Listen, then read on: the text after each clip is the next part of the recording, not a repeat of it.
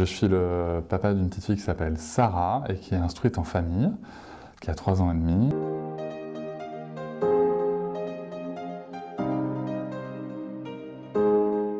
J'ai lu énormément de choses, j'ai vu énormément de choses.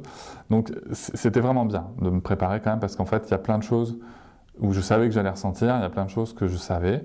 Moi, j'ai la grande opportunité dans mon parcours de père d'être spécialiste de l'accompagnement de l'humain, donc je savais aussi qu'il n'y avait pas de dogme, qu'il n'y avait pas de dogme à suivre et que j'allais ressentir des choses ambivalentes. En devenant père, la seule chose qui m'a vraiment percuté, je sais que ça fait très cliché, mais c'était cet amour incroyable que j'ai ressenti pour ma fille et que je ressens toujours, et surtout un amour qui est inconditionnel. En fait, c'était vraiment une nouvelle forme d'amour que je découvrais. On a fait un premier rendez-vous en maternité et en fait, on nous a préparé au pire.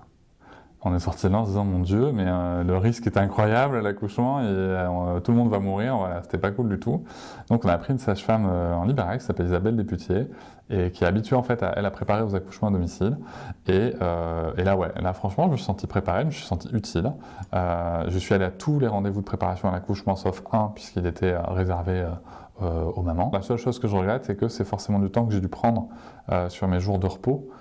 Et je regrette vivement qu'on n'aille pas encore dans un sens où ces rendez-vous de préparation à l'accouchement, à la naissance et à la parentalité soient pris en charge, peut-être par les entreprises, en tout cas qu'on puisse s'absenter sur son temps de travail pour ça. Et j'ai la chance d'avoir un directeur de magasin qui était très dans l'accompagnement aussi sur ce sujet-là. Et donc en fait ce qui s'est passé, c'est que moi, ma fille, quand elle est née, j'ai pris mon congé paternité et j'ai pu y accoler mes vacances d'été.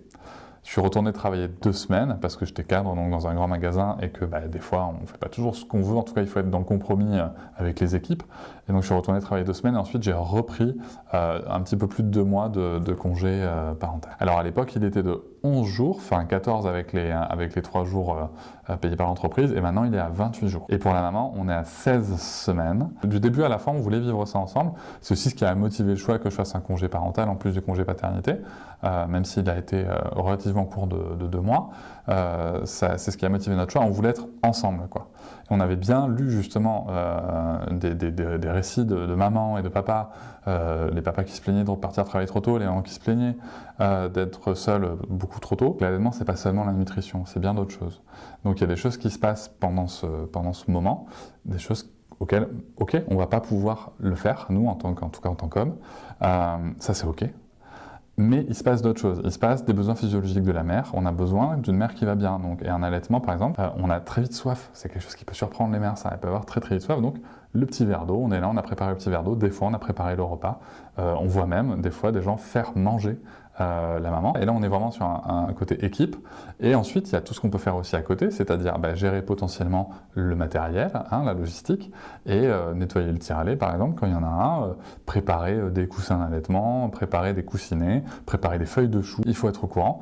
Et il faut aussi accepter le fait que être là, des fois, c'est pas être là juste pour les moments gratifiants ou de câlins, ou voilà, on est là tout court pour prendre sa place. Je pense que ce qui m'a le plus aidé à prendre ma place, c'est de comprendre ce qu'était le lien d'attachement sécure et que j'avais pas besoin forcément d'être ni parfait, premier point, ni de tout maîtriser, premier point. Ça, ma fille, elle s'en fout en fait.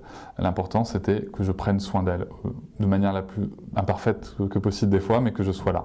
Je me suis aperçu que des informations en avait, qu'il y en avait assez peu à l'adresse des papas, et surtout que ce qui concernait les papas, c'était un petit peu nous prendre pour des gens pas très compétents, avec toujours des dessins un peu on va pas y arriver, on va être maladroit. Par contre, il y a plein de questions auxquelles je n'avais pas de réponse.